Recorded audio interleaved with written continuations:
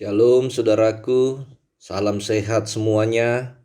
Kiranya Tuhan Yesus selalu menyertai kehidupan kita. Dan pada saat ini kita akan dibimbing firman Tuhan dalam menikmati hidup ini. Karena itu marilah kita meminta petunjuk Roh-Nya yang kudus sebelum kita membaca firman-Nya. Mari kita berdoa. Ya Tuhan Yesus, bimbinglah kami di saat kami membaca sebagian dari kitab Tuhan. Mampukan kami untuk mengerti dengan baik apa yang kami baca, apa yang kami renungkan, sehingga itu menjadi suluh bagi kehidupan kami dalam menjalani kehidupan ini menjadi pribadi-pribadi yang sesuai dengan kehendak Tuhan. Terpujilah namamu ya Tuhan. Amin.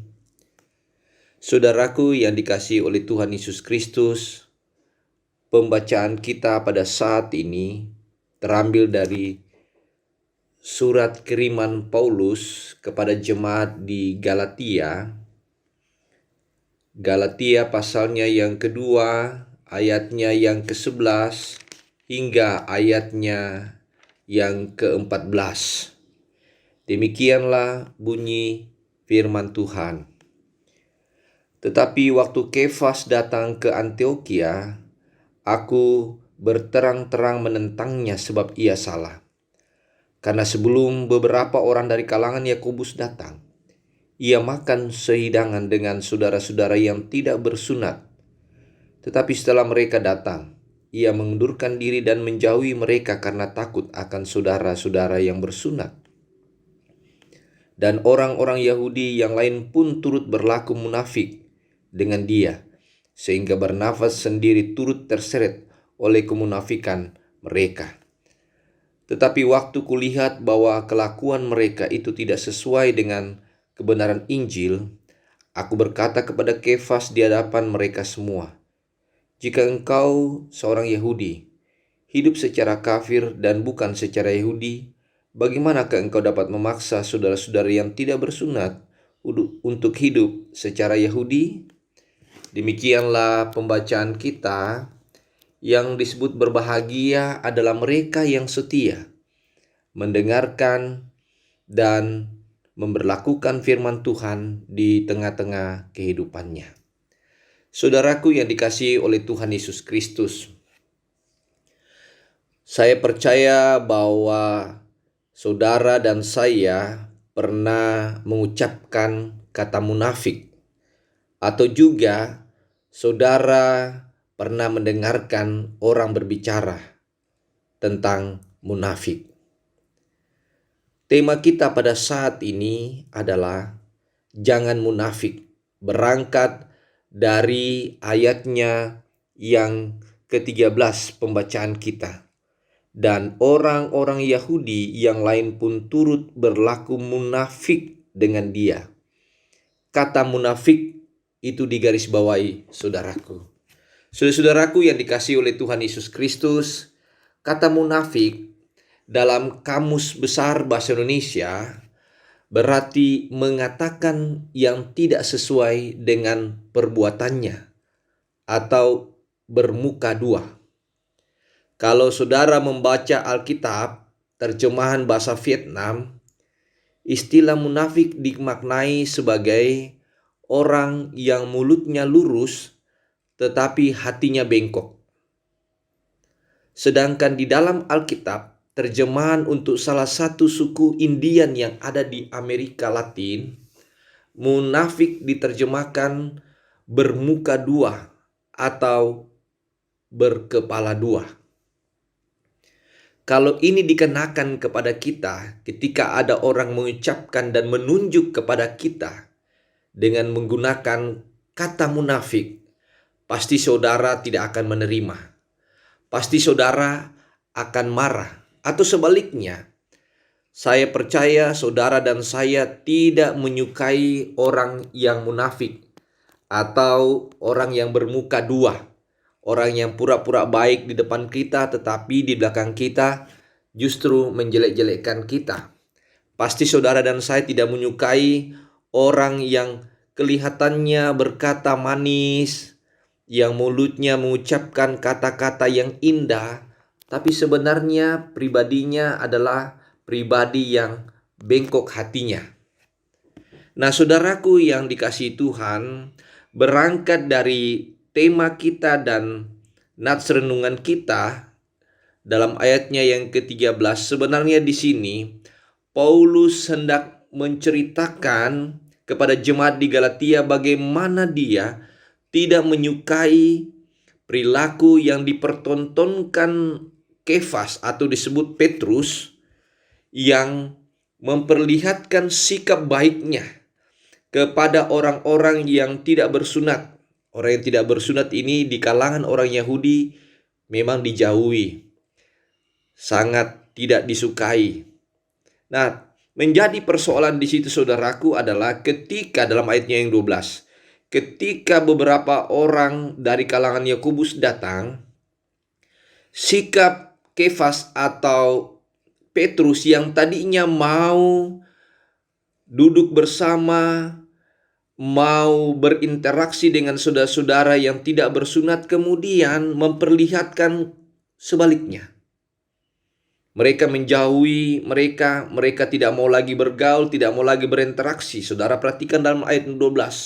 Itulah yang kemudian Paulus mengecam dan sekaligus hendak menasihatkan kepada jemaat di Galatia, bahwa ketika saudara dan saya sudah menerima dan percaya Yesus Kristus sebagai Tuhan dan Juru Selamat, bahwa kita hendaknya memperlihatkan perilaku dan sikap yang betul-betul baik, berkomunikasi baik ketika berinteraksi dengan siapapun juga, tidak memperlihatkan sikap yang berkepala dua. Di satu sisi kita baik, tapi di satu sisi kita memperlihatkan hal-hal yang negatif dalam hidup kita. Saudaraku yang dikasihi oleh Tuhan Yesus Kristus, sikap yang dipertontonkan Petrus itulah kemudian juga menyeret juga perilaku Barnabas dan orang Yahudi lainnya.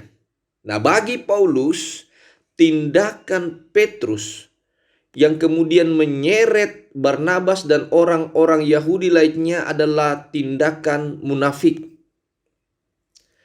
Kata munafik dalam teks Galatia dalam bacaan kita yang dimaksudkan adalah tidak ada keselarasannya antara tindakan lahiriah seseorang dengan keadaan hatinya. Atau kita bisa katakan lain di bibir, lain di hati.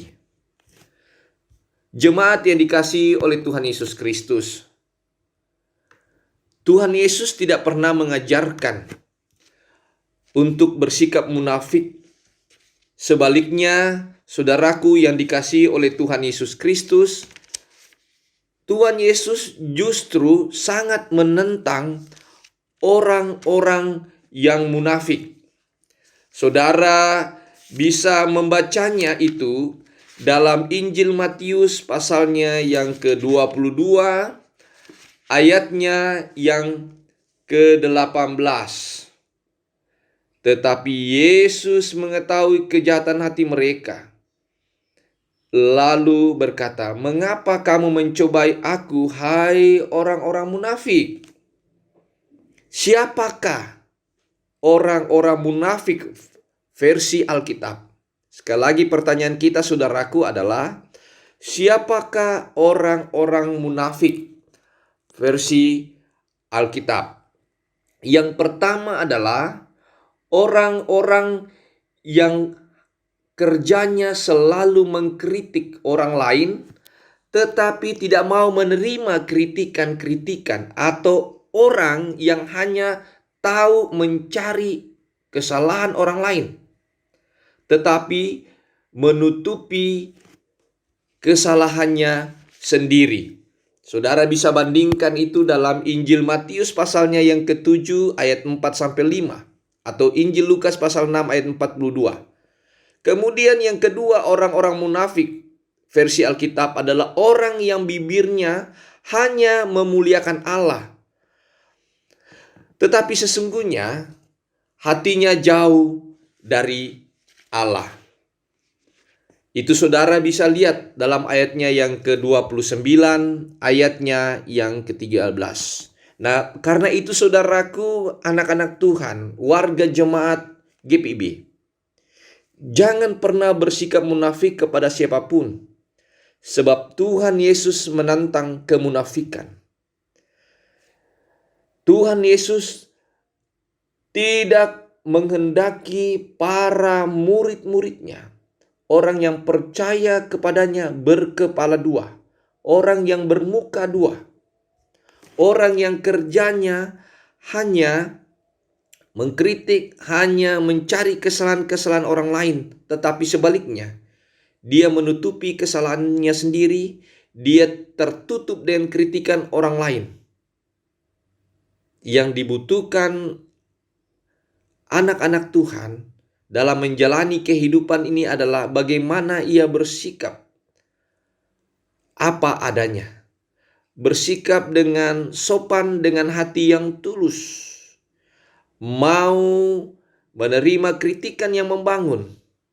Dan juga mau menasihati sesamanya sesuai dengan firman Tuhan. Ingat saudaraku, kemunafikan tidak akan pernah menjadikanmu baik di mata orang lain. Sebaliknya, cepat atau lambat akan merusak reputasi hidupmu. Terpujilah Kristus. Amin. Mari kita berdoa. Saudaraku yang dikasihi, percayalah bahwa ketika kehidupan kita berjalan dengan sesuai rancangan Tuhan, kita akan diberkati olehnya. Oh Tuhan Yesus, berkati seluruh jemaat-Mu, khususnya warga jemaat GPIB Immanuel Supratman. Berkati akan kebutuhan hidup mereka, kesehatan mereka, jauhkan mereka dari berbagai malapetaka, jauhkan mereka dari segala macam penyakit. Biarlah mereka selalu mengandalkan Tuhan. Mau menyerahkan mereka yang terlibat dalam pelayanan di jemaat-Mu, sebagai diaken penatua, sebagai pelayan dan pengurus pelkat, sebagai pekerja-pekerja gereja, karyawan koster, tim multimedia, para karyawan, kehadiran pikaris maupun para pendeta-pendeta yang ambil bagian dalam pelayanan. Tuhan, berkati kehidupan mereka semua, ajarkan mereka taat setia dan berkati hidup mereka. Memberkati akan setiap kehidupan pelayanan di gereja Tuhan, khususnya jemaat-Mu GPIB, terkhusus jemaat GPIB Immanuel Supratman, dengan berbagai kegiatan melalui media, medium teknologi. Tuhan sempurnakan semua, menunjang daya dan dana Tuhan. Tuhan kiranya juga yang memberkati Sinode GPIB Mupel GPIB. Tuhan kiranya juga yang memberkati bangsa dan negara ini, pemerintah di pusat maupun daerah bersama aparat keamanan. Tuhan kiranya juga yang memberkati para petugas medis, diberikan kesabaran dan kekuatan dalam melaksanakan tugasnya, merawat para pasien. Mereka yang mengalami sakit penyakit, Tuhan sembuhkan. Mereka yang bergumul, Tuhan topang. Mereka yang bersuka cita, ajarkan mereka bersyukur kepadamu Tuhan. Berkati hamba-Mu bersama keluarga dalam tugas pelayanan. Kami percaya tangan Tuhan selalu ada buat kami semua ketika Tuhan menjadi perisai kehidupan kami. Ya Tuhan, ajarkan hati dan mulut kami untuk selalu mencintai sesama kami dan mengasihi orang-orang yang mengasihi akan Tuhan Yesus. Di dalam nama Bapa, Putra, dan Roh Kudus kami berdoa. Amin.